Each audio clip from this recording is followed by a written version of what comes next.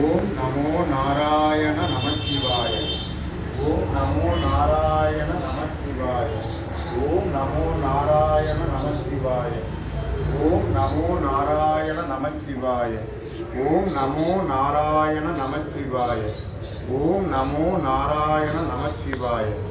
என்னோட பதிவை பார்க்குற எல்லா குடும்பங்களுக்கும் 100 நன்மைகள் நடக்கணும்னு மனதார வேண்டிக்கிறது. அதாவது இந்த கலியுகத்தில் ஒருவன் காக்க வருவான் கலியுகத்தில்.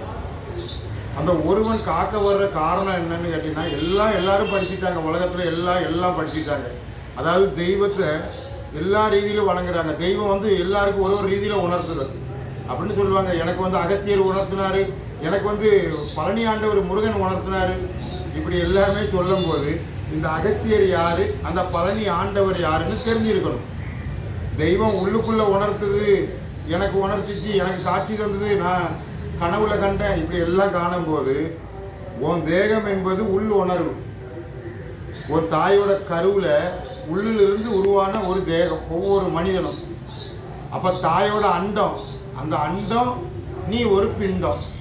அப்போ இந்த அண்டத்தை காக்கக்கூடியது இந்த பிண்டத்தோட கடமை. நீ அண்டத்தையும் காக்க மாட்டேங்க, பிண்டத்தையும் காக்க மாட்டேங்க. கேட்டால் கடவுள் எனக்கு காட்சி தந்தாரு. இப்போ பார்த்தீங்களா அகத்தியர். அப்போ அகத்தியர் தான் காவேரி நதியை உருவாக்கினாருன்னு நீங்கள் எல்லாம் படித்த பாடம். காவேரி நதியை உருவாக்குனது அகஸ்தியர். நல்ல சிந்திச்சு பாரு. காவேரி நதியை உருவாக்குனது அகஸ்தியரா விநாயகரா? கமண்டலம், அதாவது இந்த உலகத்தில் உள்ள சகல நீரையும் இந்த கமண்டலத்துக்குள்ள அடக்கி இருக்கு.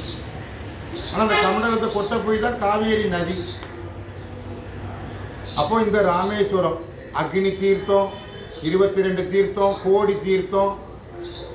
அப்போ தீர்த்த வழிபாடு கங்கை ஆகட்டும், யமுனை ஆகட்டும், சரஸ்வதி ஆகட்டும். அப்போ கங்கா, யமுனா, சரஸ்வதி இந்த தீர்த்தம். ராமேஸ்வரம் அக்னி தீர்த்தம், 22 தீர்த்தம், கோடி தீர்த்தம். அப்போ இந்த தீர்த்தத்துக்கு சொந்தக்காரன் யாரு? இந்த தீர்த்தம், ராமேஸ்வரம்னா தீர்த்தம் தானே. ஒரு கோயில் கும்பாபிஷேகம், ஒரு கோயில் கும்பாபிஷேகத்துக்கு தீர்த்தம் எடுக்க ராமேஸ்வரம் வருவாங்க. அப்போ இந்த தீர்த்தத்துக்கு சொந்தக்காரன் யாருன்னா அகத்தியர். அப்போ இந்த அகத்தியர் அப்படின்னு பேரில் 2 பேர் அடங்கியிருக்கு. இந்த அகத்தியருங்கிற பேரில் சகோதரனும் மூத்தவனும், அதாவது அண்ணன் தம்பி அகத்தியர். அத்தி என்றால் யானை, அரி. அப்போ அத்திவரதர் ஒரு ஜலத்திலிருந்து தானே எடுத்தாங்க அத்திவரதர். அப்போ அந்த ஜலத்திலிருந்து எடுத்தது பார்கடலில் பள்ளி கொண்டிருக்கிற பெருமாளோட அவதாரம். அப்போ 24 நாள் சையான கோலம், 24 நாள் நிற்கிற கோலம். அப்போ இந்த 24 நாள் சையான கோலம் அப்பனுக்கு, நிற்கிற கோலம் மகனுக்கு. அந்த மகன் யாரு, அந்த அப்பன் யாரு? எல்லாரும் இந்த அண்டத்தில் எல்லாரும் அறிஞ்சிருக்குது. பரம்பொருள் சிவன். இந்த அண்ட சராசரத்துக்கு பரம்பொருள் சிவன் தான் எல்லாருக்கும் தெரியும். 5 எழுத்து மந்திரம் நமச்சிவாய. அந்த நமச்சிவாய மந்திரம் எங்கிருந்து தோன்றப்பட்டது அதெல்லாம் தெரியாது. அண்ணாமலை. அப்போ உண்ணாமலைக்கு கணவன் அல்ல அண்ணாமலை. ஏகாம்பரேஸ்வரர் காமாட்சி அம்மன். அப்போ ஏகாம்பரேஸ்வரர் என்ன, காமாட்சி அம்மன் என்ன? அப்போ கணவன் மனைவி இப்படின்னு தான் எல்லாம் எடுத்துக்கிட்டாங்க. அம்மாவும் மகனும் தெரியாது. உண்ணாமலை என்பது தாய், அண்ணாமலையார் என்பது மகன். இதுதான் இதோட பொருள். ஆனால் நீங்கள் படித்த பாடம் அண்ணாமலையாரோட துணைவியார் பேர் உண்ணாமலை தாயார். இதுதானே தெரியும். பார்வதி சிவன். பார்வதி என்ன பொருள், சிவன் என்ன பொருள்? பார்வதி என்றால் நெருப்பு, சிவன் சரஸ்வதி. அப்போ இந்த அகத்தியர் தமிழ் எழுத்தெல்லாம் அனைத்தும் முருகனுக்கு சொந்தம். ஆனால் கல்விக்கு நம்ம யாரை சொல்கிறோம்? சரஸ்வதி சொல்கிறோம். அப்போ அறிவு கடவுள் முருகன் சரஸ்வதி. அப்போ இந்த சிவாங்கிற எழுத்து சரஸ்வதிக்கும் விநாயகருக்கும் தான் சொந்தம். அப்போ சரஸ்வதியோட பேர் என்ன? விநாயகன். இதோட அர்த்தம் சிவா. அதிலிருந்து தோன்றிய உயிர். மறைஞ்சிட்டு மறுபடி தோன்றி வரும். இது அறிகிறது தான் ஆன்மீகம்.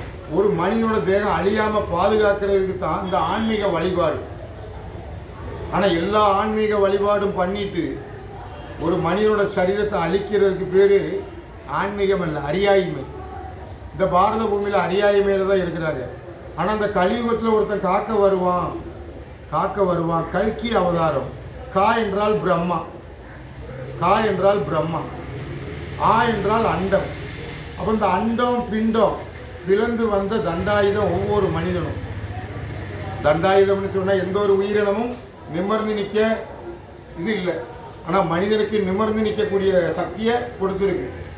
இந்த அண்டம் என்பது இருட்டு வெளிச்சமும். இந்த இருட்டு வெளிச்சம் ஒரு மனிதனை தேர்ந்தெடுக்கு. எதுக்கு? அழிஞ்சு போகிறதுக்கு அல்ல, மற்றவர்களை அழிப்பதற்கு அல்ல. எல்லாத்தையும் காத்து எல்லா பிறவியும் மனித பிறவி எடுத்து அந்த ஈசனை வழிபடணுங்கிறதுக்கு தான். ஒரு மனிதனோட தேகத்தை மறைச்சிட்டா அந்த இடம் ஈசனோட இடம். ஒரு மனிதனோட தேகத்தை கொண்டு எரிச்சு அஸ்தியை கொண்டு கரைச்சிட்டா சூரசம்ஹாரம். அப்போ திருச்செந்தூருக்கு ஓடி ஓடி போவாங்க, கேட்டால் சூரசம்ஹாரம் அப்படின்னு. உன் தாய் தந்தையை எரிக்கிற அர்த்தம் சூரசம்ஹாரம். எரிச்சு அஸ்தியை கொண்டு கரைக்க வர்ற பற்றியா காக்கா பிறவி. இந்த பிறவியை இருந்து காப்பதற்கு தான் ராமேஸ்வரம் லிங்க வழிபாடு, சிவலிங்க வழிபாடு. கோடி தீர்த்தம்னா கோடி மனிதன், ஒவ்வொரு மனிதனும் ஒவ்வொரு நீரிலிருந்து உருவான தேகம். இந்த தேகமே நெருப்பு தான். இந்த நெருப்பு தேகத்தை கொண்டு நீ மறுபடியும் ஒரு அக்னியில் போடக்கூடாது அறிகிறது தான் ஆன்மீகம். ஆனால் உனக்கு ஆன்மீக விஞ்ஞானம் பெருசு, ஆனால் விஞ்ஞானம் முக்கியம். ஆனால் இந்த விஞ்ஞானம் இந்த விஞ்ஞானமும் சேர்ந்து மனிதனை அழிச்சுக்கிட்டு வருது. ஆனால் அதை அறியறதுக்கு இந்த மனிதனுக்கு அறிவு பத்தலை. கேட்டால் சித்தர் வழிபாடு, நான் அகஸ்தியரோட சிஷியர், எனக்கு குருவே அகஸ்தியர் தானே எல்லாரும் சொல்லுவாங்க. அகஸ்தியர் என்றால் சைவமும் வைணவமும். பார்கடலில் பள்ளி கொண்டிருக்கிற அதிலிருந்து தோன்றிய 5 முகம் நமச்சிவாய பஞ்சாட்சர மந்திரம். நமச்சிவாய பஞ்சாட்சர மந்திரம் இந்த உலகத்துக்கு உச்சரிச்சது குரு யாரு? உலகத்துக்கு நமச்சிவாய பஞ்சாட்சர மந்திரம் உச்சரிச்ச குரு யாரு? அகஸ்தியர். நமோ நாராயணா நாரதகர், நமோ நாராயணா அந்த மந்திரத்தை உச்சரித்த நாரதகர் யார்? சரஸ்வதி யார்? அகஸ்தியர் யார்? பஞ்சாட்சர மந்திரம் நமச்சிவாய பஞ்சாட்சர மந்திரம் இந்த உலகத்துக்கு உச்சரித்தது அகஸ்தியர். நாராயணனிலிருந்து தோன்றிய 5 முகம் பிரம்மா. அந்த பிரம்மா தான் அரி. சரீரம் என்பது பிரம்மம், அந்த பிரம்மத்தை அரி மறைஞ்சால் சிவம். ஆனால் நீ அரிய தனியாக வழிபாடு பண்ணுற, சிவனை தனியாக வழிபாடு பண்ணுற. பெருமாள் கஷேத்திரத்துக்கு போனால் பெருமாளை கும்பிட்டேன், இங்கே வந்து சிவனை கும்பிட்டேன். அந்த அரி மறைஞ்ச இடம் சிவலிங்க அடையாளம். ஆனால் நீ சிவலிங்க அடையாளத்தை அழிச்சிட்டு நீ தனியாக போய் ஒரு சிவலிங்கத்தை வச்சு பூஜை பண்ணால் அது ஏற்றுக்கிட முடியாது. இப்படிங்கிற ஒரு பொருள் உண்டு. நான் ஏன் இந்த இது சொல்கிறோம்னா, கலியுகத்தில் காக்க வர்றவன் என்ன செய்வான்னா, மனித உடலை பாதுகாத்துக்கோ, பிரம்மத்தை அறி, உன் சரீரம் என்பது பிரம்மம், பிரம்மத்தை மறைச்சா சிவன் லிங்க அடையாளம். இப்படிங்கிற ஒரு பொருளை சொல்றதுக்கு தான் ஒருத்தன் வருவான். அந்த ஒருவன் என்ன சொல்வான்னா, ஸ்ரீதேவி பூதேவி நடுவில் நிற்குது அரி, ஸ்ரீதேவி பூதேவி நடுவில் நிற்குது அரி, வள்ளி அம்மை. இந்த வள்ளி அம்மை யாரோட பந்தம்? நம்பிராஜனோட சகோதரி மோகினி. நம்பிராஜனோட சகோதரி மோகினிக்கு தோன்றிய வள்ளி அம்மை, இந்திரராணிக்கு தோன்றிய தெய்வ யானை. அப்ப இருட்டு என்பது ஈசனுக்கு சொந்தம், இருட்டு என்பது ஈசனுக்கு சொந்தம். அந்த ஈசன் யாருன்னு கேட்டீங்கன்னா இருட்டு. வெளிச்சம் என்பது சக்திக்கு சொந்தம். அப்ப வெளிச்சம் தான் ஒரு கருவை உருவாக்குது, கருவை வளர்த்துது. ஆனால் அந்த கரு என்பது தான் கர்மம். இந்த கர்மத்தை மண்ணில் மறைச்சிட்டா கர்ம வினை கிடையாது. நீ இந்த கர்மாங்கிறது உடல், இந்த உடலை கொண்டு எரிச்சிட்டா கர்ம வினை. உன்னை பார்த்து உன் மகன், அவனோட வாரிசு எல்லாமே அழிஞ்சு போகுது. கேட்டால் நான் வந்து ராமேஸ்வரத்துக்கு வந்து சிவ பூஜை பண்ணினேன், சிவனை கும்பிட்டேன், திருவண்ணாமலைக்கு போனேன், அண்ணாமலையாரை கும்பிட்டேன். இப்படி எல்லா சிவ ஆலயத்துக்கும் ஒரு எடுத்துக்காட்டு இந்த ராமேஸ்வரம். ராவணன் கடினமான ஈசனோட பக்தன், கடினமான ஈசனோட பக்தன் ராவணன். அப்போ இந்த ராவணன் இந்த உலகத்தில் யாரும் அறியலை. பிரம்மாவுக்கு தோன்றிய ராவணன், பிரம்மாவோட மகன் ராவணன். அப்போ உலகத்தில் பிரம்மா யாரு?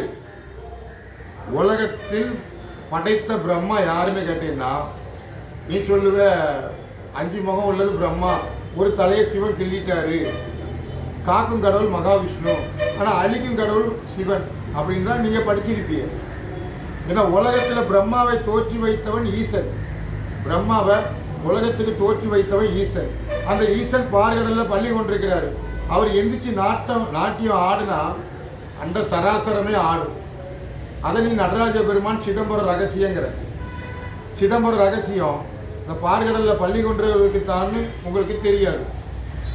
சிவகாமி சி விநாயகி வா சரஸ்வதி கா 6 சிவகாமி. நீ சிவனை காமிங்கிறது தான். சிவனை எப்படி காமிக்க முடியும்னா நம்ம சரீரம் மறைஞ்சா மட்டும்தான். அடையாளம் சிவலிங்கம், மற்றவன் பார்த்துக்கிடுவான். உன் சரீரத்தை எரிச்சு அஸ்தியா கரைச்சிட்டா உன்னை மனிதனை பார்க்கவே இயலாது. காக்காவாகும் நாயாவாகும் தான் ஆகும்.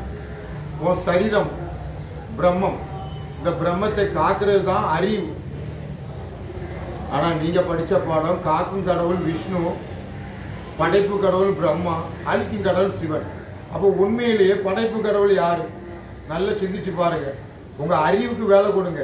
நீங்கள் படித்த புராண வரலாறை கேட்டு படித்து அதல்ல, உன்னோட சுய அறிவு. உன் உள்ளுக்குள்ளே ஈசன் இருக்கிறான், எல்லா மனிதனும் ஈசனோட புத்திரன் அப்படின்னு சொல்லும் போது உன்னோட சுய அறிவை நீ சிந்திச்சு பாரு. படைப்பு கடவுள் யாரு? மகாவிஷ்ணு தானே. மகாவிஷ்ணு 5 முகத்தை படைச்சாரு.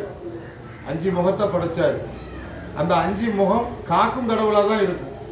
ஆனால் உண்மையில படைக்கிற கடவுள் பார்க்கடலில் பள்ளி கொண்டிருக்கிற தொப்பிலிருந்து தோன்றிய 5 முகம், அவன் தான் காக்கும் கடவுள் நமச்சிவாய. அப்போ எல்லா தேவர்களும் ஒன்று கூடிட்டாங்க. எல்லாரும் ஒன்று கூடும் போது தெற்கு திசை தூக்கிட்டு, அப்போ சமநிலை ஆக்கிறதுக்கு ஒரு ஆளை உருவாக்கி நீ தெற்கு போய் சமநிலை ஆக்கு அப்படின்னு சொல்லும்போது உயர்வு தாழ்வு, பணக்கார ஏழை எதுவுமே இல்லை. மரணம் என்பது ஒரு மனிதனுக்கு கிடையாது. இதை அறிகிறதுக்கு தான் ஆன்மீக வழிபாடு. ஆனால் நீங்கள் கற்றுக்கிட்டது என்ன? மதம்ங்கிற ஒரு சங்கம், ஜாதிங்கிற ஒரு அடையாளம். இந்த மதங்கிற சங்கத்தில் இஸ்லாம் மதம் புதைக்கப்படுது, கிறிஸ்து மதம் புதைக்கப்படுது. ஆனால் நீங்கள் உச்சரிக்கிற எங்களோட ஆதி மதம், எங்களோட புராண வரலாறு எல்லாம் அடிப்படையில் நீ அழிஞ்சு போகிற. 5000 ஆண்டுக்கு முன்னக்கூட்டி தோன்றிய மகாபாரதம், ராமாயணம் எல்லாம் சொல்லுவேன். ஆனால் கிறிஸ்து மதம் தோன்றி 2000 ஆண்டும்ப.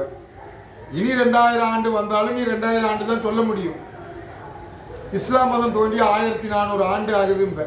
இனி ஒரு 1400 ஆண்டு ஆனாலும் நீ படித்த பாடம் தான் 2000 ஆண்டு 2000 ஆண்டு. நீ வாழ போகிறது 99 ஆண்டு. ஆனால் மனிதனுக்கு வாழவே விருப்பம் இல்லாத மாதிரி ஆகிட்டான். எல்லாம் இப்போ நாட்டில் நடக்கிறது எல்லாம் அகால மரணம். அகால மரணம். இயற்கை மரணம் யாருக்குமே கிடையாது, எல்லாம் அகால மரணம் தான். எப்படின்னு கேட்குறீங்களா? தெய்வம் உருவாக்கும் போது உன்னை அழிக்கணும்னு உருவாக்கலை. நீயா படித்த பாடம். நான் காக்காவாக தான் உருவாகுவேன், நான் நாயாக தான் ஆகுவேன், நான் பன்றியாக தான் ஆகுவேன்னு நீ எடுத்துக்கிட்ட பாடம்.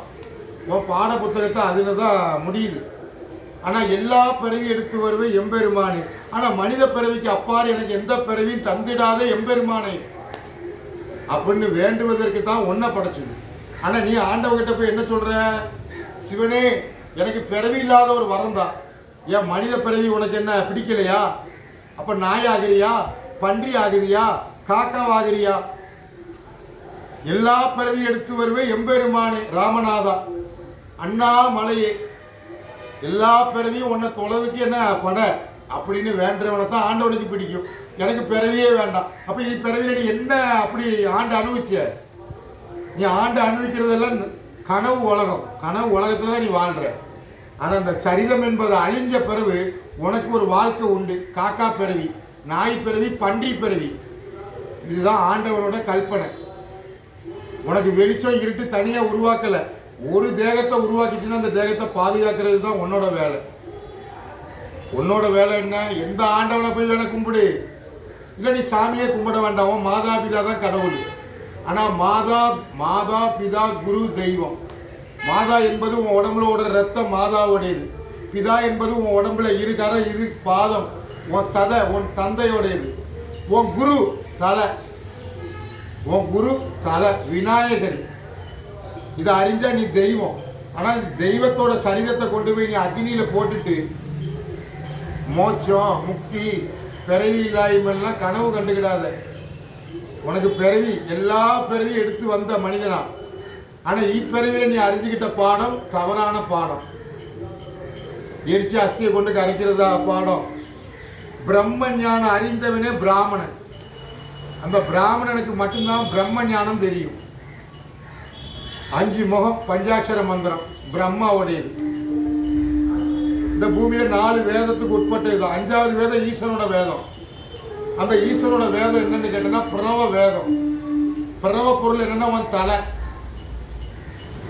பிரம்மாவோட தலையை கிள்ளி திருவோட ஆக்கணும் இல்லையா? அந்த திருவோட ஏந்தனம்னா இரு கரம் வேணும். இந்த கரத்தையே அழிச்சிருத, இந்த பாதத்தையே அழிச்சிருத, தாயோட அண்டம் என்னும் வயிறையே அழிச்சிருத. கேட்டா கடவுளோட பேரை சொல்ற. இருட்டு வெளிச்சம் தான். இருட்டு வெளிச்சம். இந்த இருட்டு வெளிச்சத்துக்கு பிரதானம் என்னன்னா மனிதனோட சரீரம். எல்லா உயிரினத்தையும் மனிதன் பார்த்துருக்கிறான். எல்லா உயிரினத்தையும் மனிதன் நேசிக்கிறான். ஆனா தான் தேகத்தை நேசிக்காம அழிச்சிடுறான். இதை அழிக்காம பாதுகாக்கிறதுக்கு தான் ஒன்றை படைச்சுது. உன் கண்ணு இப்பிறவியில் அழிஞ்சு போச்சுன்னா நீ அடுத்தாப்புல உனக்கு பிறவி கிடையாதுன்னு இல்லை, உனக்கு பிறவி உண்டு. உன் கறி மேகத்தை வச்சு காக்கா பிறவி. அந்த காக்கா பிறவி முடிஞ்ச உடனே உனக்கு நாய் பிறவி. நாய் பிறவி முடிஞ்ச உடனே உனக்கு பன்றி பிறவி. அதுக்கு தான் அதை ஒதுக்கப்பட்ட ஒரு உயிரினமா வச்சிருக்கு. எல்லா உயிரினத்துக்கும் பேசத்திறன் கொடுக்கல. இந்த வெளிச்சம் இருக்கு, எல்லா உயிரினத்துக்கும் பேசத்திறன் கொடுக்கல. ஆனா இந்த மனிதனுக்கு 18 அறிவை கொடுத்து, 18 அத்தியாயத்தை கொடுத்து, 18 படியை கொடுத்து, 18 நாள் யுத்தம். மகாபாரத யுத்தம் 18 நாள். 18 நாள் என்ன கணக்கு? 18 படி சபரிமலை என்ன கணக்கு? 18 அத்தியாய பகவத்கீதை என்ன கணக்கு? ஒரு மனிதனுக்கு 18 அறிவு. உன் தாயோட ரத்தத்துக்கு 6 அறிவு, உன் தந்தையோட சதைக்கு 6 அறிவு, உன்னோட குரு விநாயகர் குரு அதுக்கு 6 அறிவு. இதை அறிஞ்ச நீ 18 அறிவு அறிஞ்ச ஒரு தெய்வம். ஆனால் நீ கற்றுக்கிட்ட பாடம் என்ன? 6 அறிவு. மிருகத்துக்கு 5 அறிவு. ஆனால் மிருகத்துக்கு 50 அறிவு இருந்தாலும் மனிதனை போல ஆகாது. ஏன்னா மனிதனுக்கு அந்த நாக்குங்கிற பேசுறதை கொடுக்க போய்த்தான் மனிதன் ஆக்கவும் தெரியும் அழிக்கவும் தெரியுங்கிறான். நீ ஆக்கவும் தெரிஞ்சாலும் சரி, அழிக்கவும் தெரிஞ்சாலும் சரி, நீ காக்கா பிறவி ஆகாம பாதுகாத்துக்கோ. காசியில் காகம் கத்தாது. ஒரு மனிதனை புதைச்சி ஒரு லிங்க அடையாளம் வச்சா காகம் ஆகாது. எரிச்சு கரிமேகம் கங்கையில கறந்துட்டுனா காக்கா பிறவிதான். ஆனா காசியில காக்கா கத்தாதுன்னு சொல்லும் போது காசியில காகம் கத்தலையா? இல்ல ராமேஸ்வரத்துல காகம் இல்லையா? காகம் ஆகாம இருப்பதுக்கே கமண்டல கதை, அகத்தியர் கதை. ஒவ்வொரு குரு என்பது விநாயகர். இந்த குருவை நீ கொண்டு எரிச்சிட்டா நீ காக்கா பிறவிதான். இதை அறிகிறதுக்கு தான் முக்தி. முக்தியே சக்தி. ஆனா இந்த சக்திக்கு தோன்றியவன் விநாயகர். 6 நெற்றிக்கண்ணிலிருந்து தோன்றிய 6 முகம். ரிக்வேதம், யஜுர்வேதம், சாமவேதம், அதர்வண வேதம், பிரணவ வேதம். இந்த 5 வேதத்தை ஏற்கிறது பிரம்மா.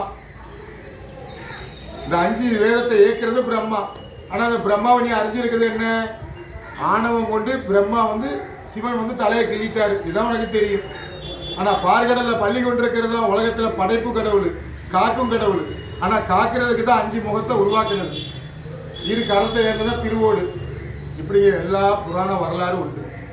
கல்கி அவதாரம், கல்கி அவதாரம், கல்கி அவதாரம். கல்கி என்றால் புகழ். கடைசியில் வர்ற அவதாரம் மச்ச அவதாரம், மறைக்கக்கூடிய அவதாரம். ஆனா நீ படிச்ச பாடத்துல என்ன? முதல் அவதாரம் மச்ச அவதாரம், கடைசி அவதாரம் கல்கி அவதாரம். கல்கி என்றால் புகழ். உன் மாதா பிதாக்கு புகழ் உன் உடம்பு தான். மச்ச அவதாரம் மறையக்கூடிய அவதாரம். மறையும் போது உன் ஆயுள் முடிய போது என்ன செய்ய போற? 4 பேரை சம்பாத்தியம் பண்ணி வைனா இந்த 4 பேர் தூக்கி கொண்டு போய் எரிக்கிறது இல்லை, எரிமேடைக்குள்ள வச்சுட்டு சுற்றி போடுறது இல்லை. 4 பேர் குழியை தோண்டி மூடி உனக்கு ஒரு அடையாளம், சிவலிங்க அடையாளம். காசியில கால் வைக்கிற இடம்லாம் லட்சக்கணக்கான லிங்கம். திருவண்ணாமலை கோடான கோடி லிங்கம் கால் வைக்கிற இடமெல்லாம். ஆனா திருவண்ணாமலை கலாச்சாரத்தை நீ புரிஞ்சிருக்கியா? ஆண் இறந்தாலும் அடையாளம் சிவலிங்கம், பெண் இறந்தாலும் சிவலிங்க அடையாளம். அப்ப ஆண் இறந்து போனாலும் சிவலிங்க அடையாளம், பெண் இறந்து போனாலும் சிவலிங்க அடையாளம்.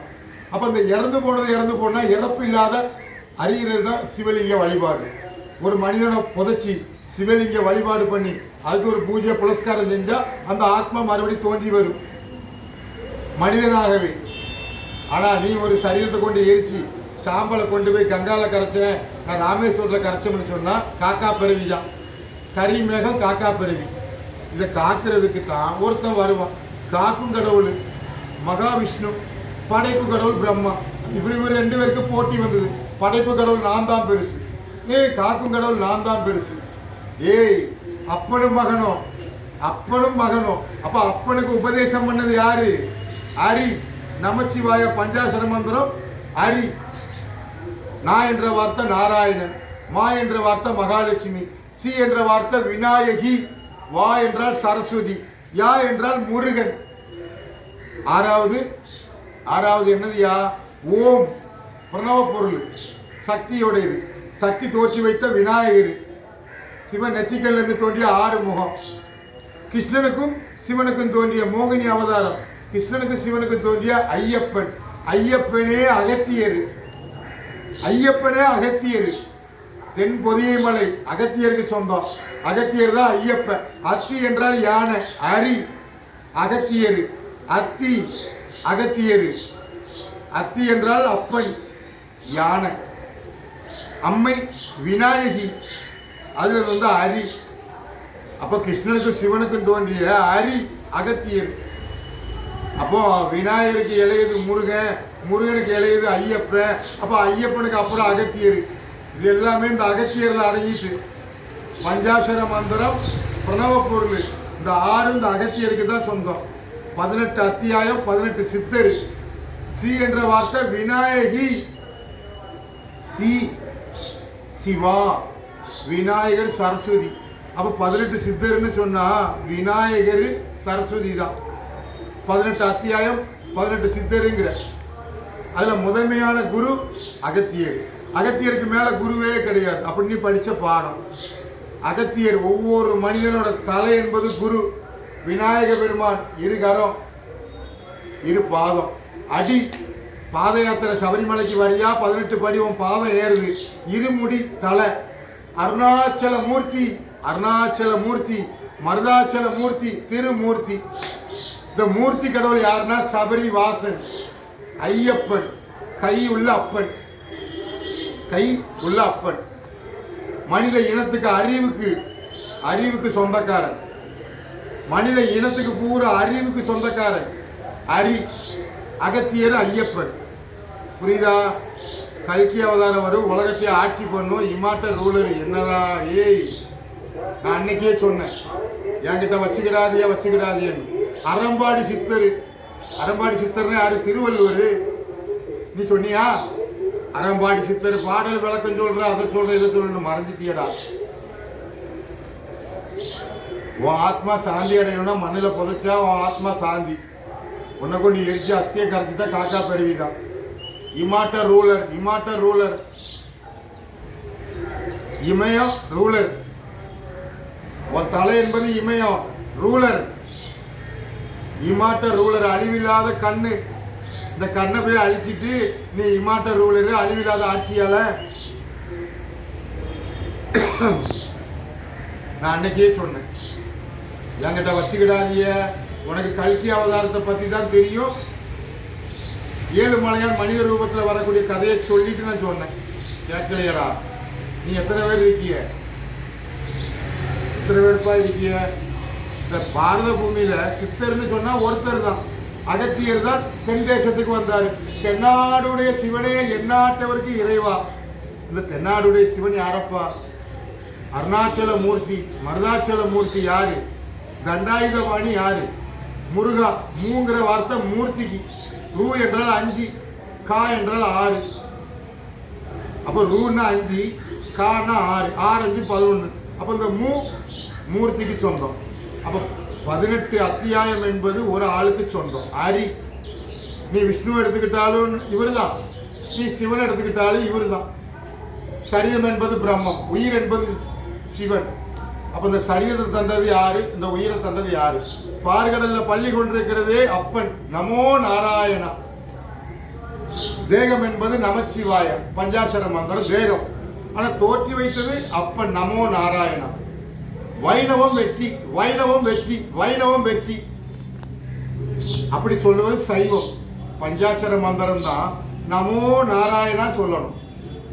அதுக்குத்தான் நெல்லையப்பர் கோயில் பார்க்கடல்ல பள்ளி கொண்டிருக்கிற மாதிரி பொண்ணும் ஒரு சிவலிங்க வழிபாடும். அப்போ உனக்கு அந்த சிவன் தான் பெருசு. அந்த பார்க்கடல்ல பள்ளி கொண்டிருக்கிற கண்டுக்கிடவே மாட்டேன். அவரு தோற்றி வைத்ததுதான் சிவலிங்கம் அடையாளம். நெல்லையப்பர், நெல்லையப்பர்னா சிவனுக்கு சொந்தமா அரிக்கு சொந்தமா?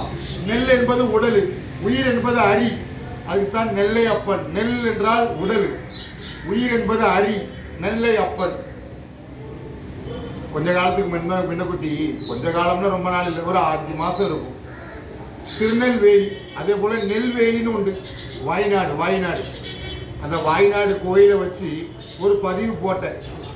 அப்போ அது என்னமோ தெரியாதுன்னு விட்டுட்டீங்க. ஆனால் இப்போ வாய்நாடு அழிஞ்சு போச்சு இல்லையா? நெல்வேலி. உடல் என்பது சரீரம், உடல் என்பது சரீரம், நெல் என்பது சரீரம், உயிர் என்பது அரி.